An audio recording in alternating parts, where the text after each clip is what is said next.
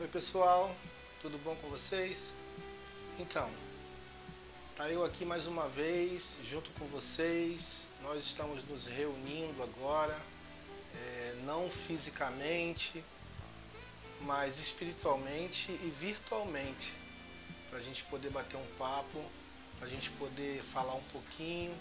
A Nalva me convidou para estar fazendo esse estudo, né? É o estudo do PGM com vocês. E eu achei muito interessante o tema, porque o tema fala sobre serviço e isso é muito relevante, né? Quando a gente fala sobre serviço, porque a gente não só para fazer a obra do Senhor ou para servir o Senhor, nós precisamos do serviço. O serviço, ele na missão de Jesus, ele é fundamental, mas existe uma diferença entre serviço e trabalho. Eu não sei se vocês já ouviram falar sobre a origem da palavra trabalho. A origem da palavra trabalho, ela vem do latim, fala sobre uma palavra, uma junção de duas palavras, que é tripalium. Tripalium, ou tripalium, que vem do latim, era um objeto de tortura feito com 3 paus, por isso tri de 3, palium de paus. Esse objeto era um objeto de tortura e as pessoas eram colocadas e penduradas nesse objeto e as pessoas eram martirizadas nesse lugar. E era um objeto exatamente angustiante, né? E a gente percebe que o trabalho, se a gente for simplesmente pensar em uma remuneração, se a gente simplesmente for trabalhar por remuneração, por dinheiro, ele se torna extremamente angustiante para a gente. E ele acaba virando um objeto de tortura. A pior coisa para um ser humano é quando ele vai acordar de manhã para ir trabalhar, ou à noite, se ele vai sair para trabalhar, dependendo do horário que ele vai trabalhar. A pior coisa é ele ir sem vontade, é ele ir se sentindo mal, não gostando daquilo que ele faz, não está fazendo aquilo com amor, ele está preocupado com o sustento da sua família, que isso também é muito importante, precisa procurar, mas esse trabalho não lhe dá prazer, isso não lhe dá, não lhe traz satisfação, e isso é torturante, acaba te deixando muitas das vezes angustiado, deprimido, chateado. Às vezes você está ganhando bem no salário, um salário bom, está fazendo um trabalho onde você consegue sustentar a sua família, consegue organizar a sua vida, consegue pagar a escola dos seus filhos, consegue pagar a luz, todas as contas de casa, mas aquilo ali não lhe dá prazer, não é aquilo que você gosta de fazer realmente. E aí é como se você se sentisse num tripalho, é como se você se sentisse num objeto de tortura, te fazendo mal. E isso é um livre-arbítrio, né? Nós procuramos às vezes o nosso trabalho, e às vezes a gente vai atrás, e às vezes a gente busca até fazer uma faculdade, alguma coisa, pensando no dinheiro. Então eu quero fazer aquilo na faculdade, na escola, no curso profissionalizante, porque isso aqui está dando dinheiro, eu vou fazer. E muitas das vezes isso transforma a nossa vida numa tortura, porque a gente vai buscar através da monetização, através do dinheiro, algo que vai satisfazer a nossa vida. E lá na frente, mais à frente, a gente vai entender que isso aí não é o sentido da nossa vida. O sentido da nossa vida está no serviço. E é engraçado porque o serviço, ao contrário do trabalho, que a gente busca por monetização, nós buscamos por prazer. E o serviço, ele é feito, ele vem da palavra servo, que é escravo. Então, o serviço é algo executado por um servo, por um escravo. E o interessante é que quando a gente se torna servo e vai exercer um serviço, a gente faz aquilo com tanto amor, com tanto prazer, que a gente até recebe por isso. E muitas das vezes, não estou falando só de dinheiro, a gente recebe satisfação, prazer. Porque nada melhor do que você acordar de manhã ou ir para o trabalho à noite para exercer um serviço e não um trabalho.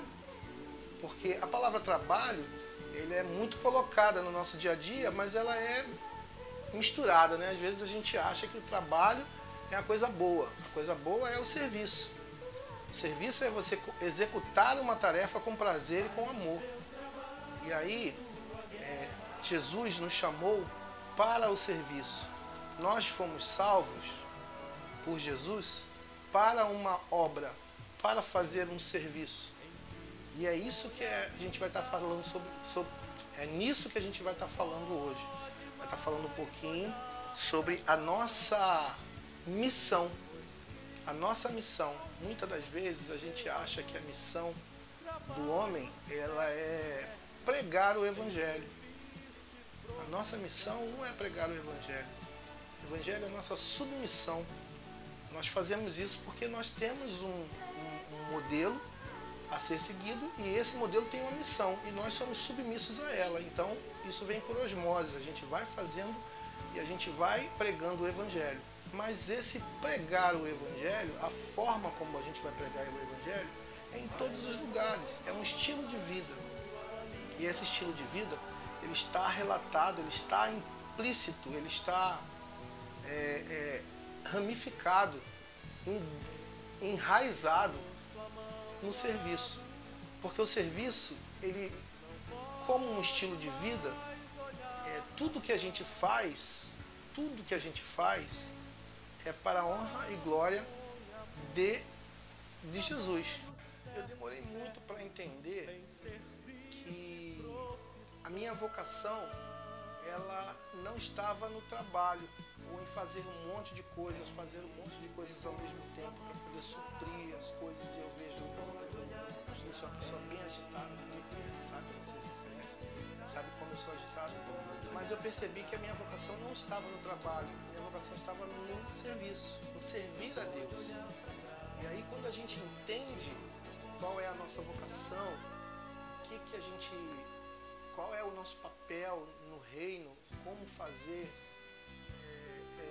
a nossa vocação, entregar isso em forma de serviço para o Senhor, aí fica mais fácil. Eu demorei para aprender isso, mas hoje eu já estou começando a me ligar nisso.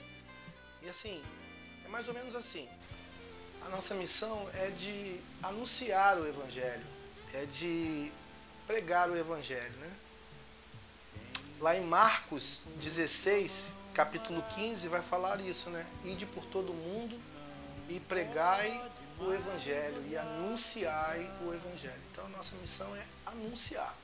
E a missão de Cristo?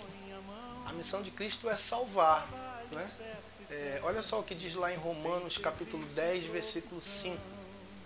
Eu vou olhar aqui para o lado porque a minha Bíblia está aqui embaixo, tá? Porque se nós, sendo inimigos, fomos reconciliados com Deus pela morte de seu Filho, muito mais, estando já reconciliados, seremos salvos por sua vida. Olha que coisa interessante.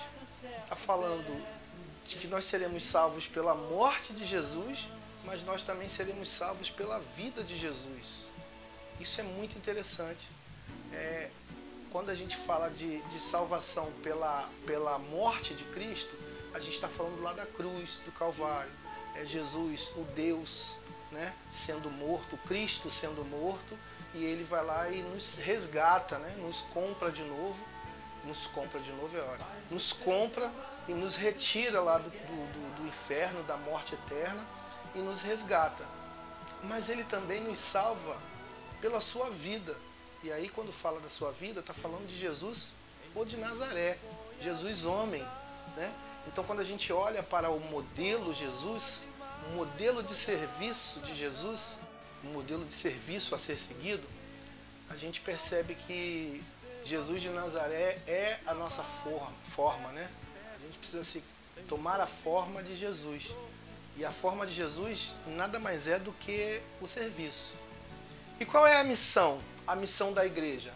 A missão da igreja é através da unidade em comum, né?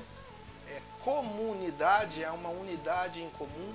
Então, quando a gente fala de igreja como comunidade, não como pessoa, aquela junção de pessoas onde se reúnem para a gente adorar a Deus e para a gente também apresentar a Deus os nossos sacrifícios, que são os nossos corpos e os nossos serviços. Então, esta missão da igreja é produzir cura. Porque se a gente pegar aquele versículo de Tiago 5, capítulo 16, vai dizer assim, confessai as vossas culpas uns aos outros e orem uns pelos outros, para que vocês possam ser curados. Então, a missão da igreja é curar. A missão de Cristo é salvar. E a missão do homem, ou a igreja pessoal, a pessoa individual, por cada pessoa, é o serviço, é o id, é o anunciar, é o fazer. E esse id é a gente ir mesmo. A gente está indo no trabalho, então nós estamos praticando o nosso serviço no trabalho. Nós estamos indo para a escola, então nós estamos praticando o nosso serviço na escola. Nós estamos indo para a academia, nós estamos praticando o nosso serviço na academia.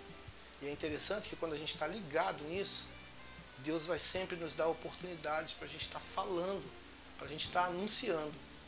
Mas não só com palavras, né? Mas principalmente com as nossas atitudes, os nossos gestos, as nossas características, né? Que a característica de um servo de Jesus de Nazaré é se parecer com ele. Então, nós somos salvos para o serviço, para uma obra, que é anunciar. E como eu anuncio o Evangelho? Essa é a grande sacada. Como é que eu anuncio o Evangelho? Através da relação. Como é que Jesus salva? Jesus salva através da relação.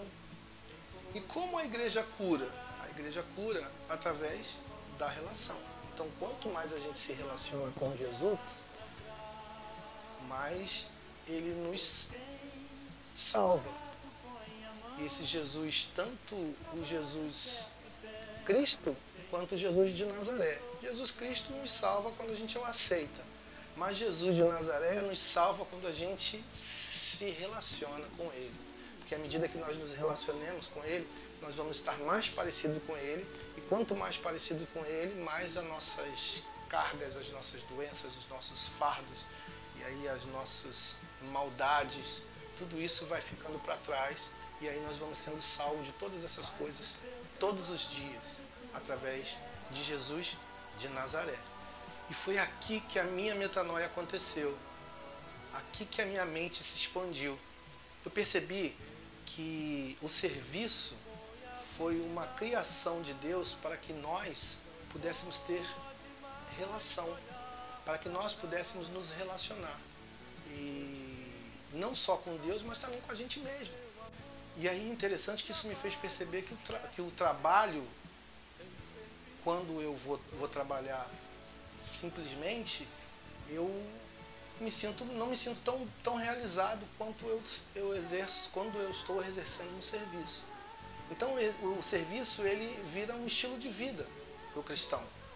O serviço para o crente ele é um estilo de vida. Então nós praticamos serviço porque nós fomos, essa é a nossa essência, nós fomos feitos para isso, nós fomos salvos para isso, né? Nós somos resgatados para uma obra, para um serviço. Então isso fica muito nítido e é muito interessante porque a nossa forma de ver o nosso dia a dia, a nossa vida, ela muda completamente quando a gente entende que nós estamos fazendo um serviço. Olha que interessante, quando tem aquele versículo que diz: buscai em primeiro lugar o reino de Deus e a sua justiça, e as demais coisas vos serão acrescentadas. E aí é interessante porque quando fala aqui de buscar em primeiro lugar, em primeiro mesmo, às vezes a gente coloca um monte de coisa na frente do serviço de Deus, o nosso serviço, né? Só que quando a gente para analisar que esse serviço é um estilo de vida, então tudo que a gente faz é serviço, né? Então tudo que a gente faz é reino de Deus. Então buscar o reino de Deus. O que é buscar o reino de Deus? É nós sermos agentes de transformação. Agente de transformação aqui na Terra, para que o reino de Deus possa se estabelecer aqui do mesmo jeito que ele é feito lá no céu. Do mesmo jeito que ele é feito no céu. Não é isso que a gente ora lá no Pai Nosso? Venha a nós o teu reino e seja feita a tua vontade, aqui na terra, do mesmo jeito que é feito no céu. E a justiça de Deus?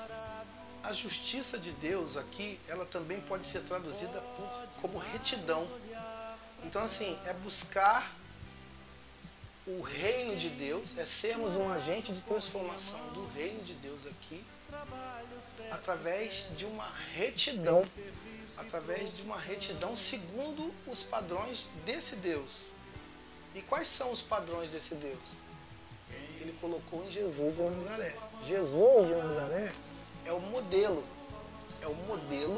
que nós aprendemos, ao qual nós olhamos e aprendemos como ser. E o modelo de Jesus de Nazaré nada mais é do que o serviço. Sabe o que é interessante? Interessante é que a cruz do Calvário, ela é um símbolo de redenção. A cruz do Calvário é um símbolo de humilhação. E a cruz do Calvário também é um símbolo de salvação. Então, quando a gente olha para a cruz, a gente olha como que Jesus, o Cristo, nos deixou a cruz como um símbolo de salvação. Mas quando a gente olha para Jesus de Nazaré, a gente percebe que ele nos deixa um outro símbolo, e um símbolo de serviço. Quando a gente olha para Jesus, o Cristo, a gente percebe que a cruz, ele nos deixa como um símbolo de salvação, um símbolo de redenção, um símbolo de humilhação. Mas quando a gente olha para Jesus de Nazaré, ele nos deixa um outro símbolo, que é um símbolo de serviço. E agora a gente vai estar olhando para o texto e a gente vai estar entendendo melhor esse símbolo. Vamos lá? Vamos abrir as nossas Bíblias? Espera aí, deixa eu ver lá qual é o versículo. Romanos, não é Romanos. Deixa eu abrir aqui. Romanos a gente já leu. Ah, sim. Vamos abrir lá em João, capítulo 13, a partir do verso 4. João, capítulo 13, a partir do verso 4. Observe o texto. Vou olhar aqui para a minha Bíblia. Assim, levantou-se da mesa, tirou sua capa e colocou uma toalha em volta da cintura. Depois disso, derramou água em uma bacia e começou a lavar os pés dos discípulos, enxugando-os com uma toalha que estava na sua cintura. Chegou-se Simão Pedro e disse: Senhor, vais lavar os meus pés? Respondeu Jesus: Você não compreende agora o que eu estou fazendo a você. Mais tarde, porém, você entenderá. Disse Pedro: Não, nunca lavarás os meus pés. Jesus respondeu: Se eu não os lavar, você não terá parte comigo. Respondeu Simão Pedro: Então, Senhor, não apenas os meus pés, mas também as minhas mãos e a minha cabeça.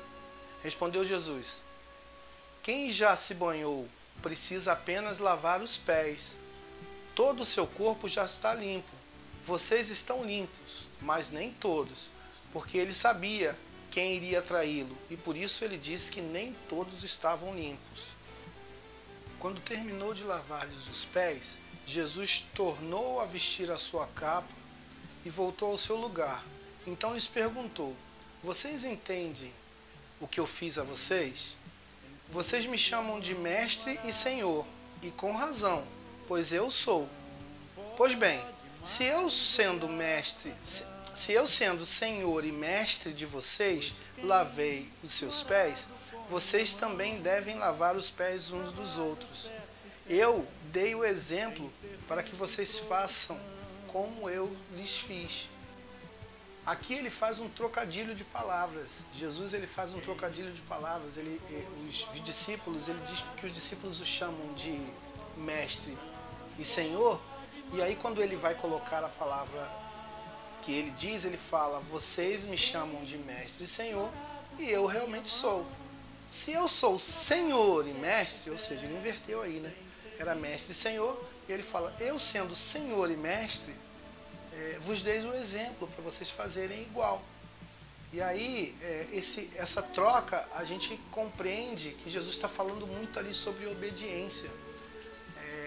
Obediência é diferente de você ser racional, de você ter razão.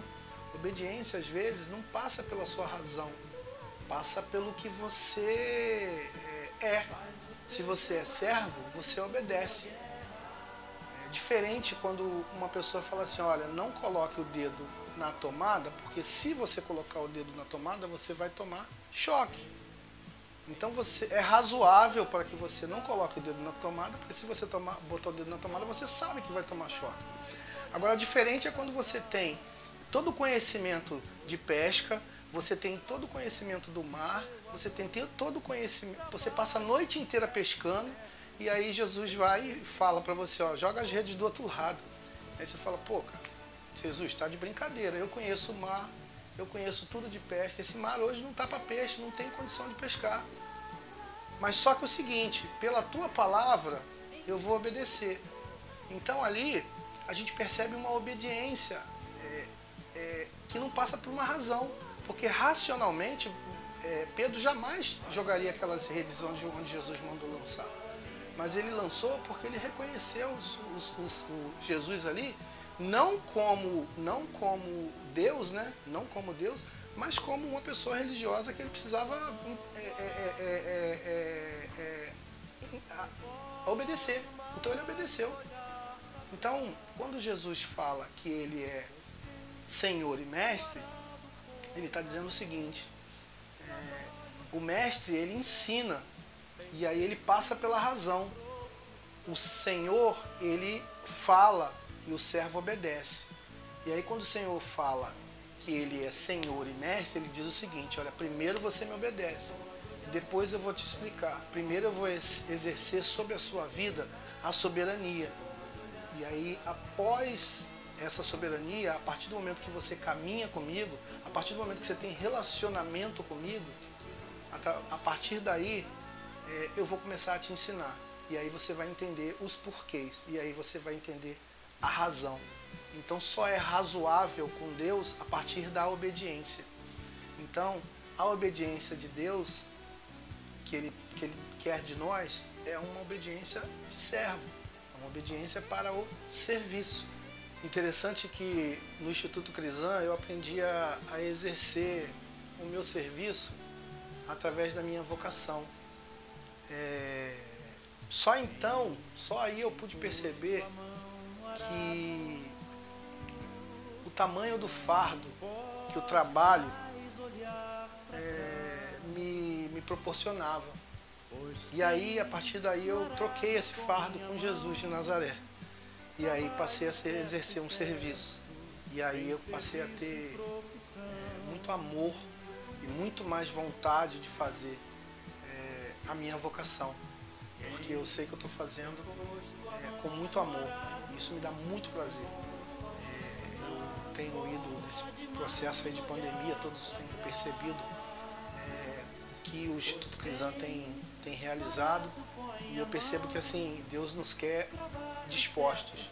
A nossa disposição é que faz com que Deus mobilize um monte de coisa para que nós possamos fazer. Eu acordo hoje muito cedo, tenho acordado 6h30, 7 horas, vou para o Instituto às 7h30 da manhã e fico lá até de tarde sem problema nenhum nesse processo de pandemia. Deus tem abençoado muitas famílias ali no Instituto Crisan, usando o Instituto Crisan como um instrumento mesmo. Um instrumento para que as pessoas possam ser abençoadas, para que as pessoas possam ser supridas ali, não só em relação ao alimento, como várias coisas que a gente tem feito. Recentemente a gente recebeu aí 11 toneladas aí de alimentos, e nós distribuímos para várias ONGs, para todos os